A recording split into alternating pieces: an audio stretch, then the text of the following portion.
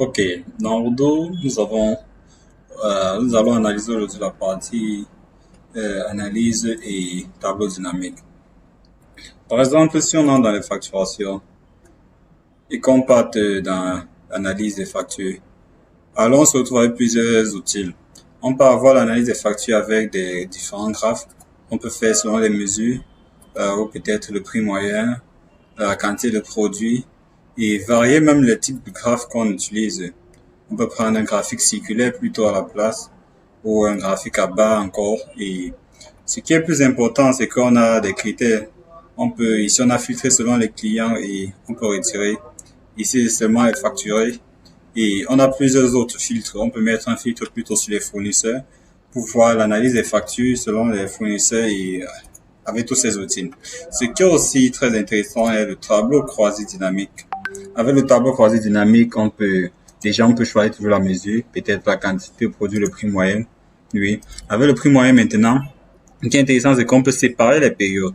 Ici, on peut regrouper en total. Juste, on peut mettre selon le vendeur sur cette partie et selon les vendeurs, on peut entrer maintenant dans peut-être les sociétés. Donc, le tableau croisé dynamique permet d'entrer encore plus et chaque fois qu'il y a un plus, vous pouvez faire selon un critère. Je peux ici choisir selon les dates du côté des semaines et du côté mensuel. Et là, ça ouvre les semaines. J'entre dans la semaine, je mets peut-être encore partie avec les catégories de produits. Ça fait que si je quitte du haut, j'ai déjà le total des ventes. Ensuite, j'entre dans les produits vendus. La semaine, dans les semaines particulières, dans chaque semaine, je suis entré maintenant avec autre chose, avec les catégories de produits. Et donc, en fait, c'est ça. La même chose aussi sur les ventes et même sur les comptabilités.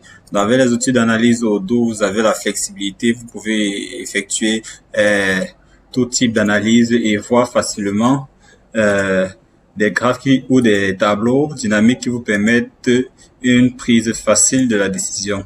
Donc, ça aide à la prise de décision.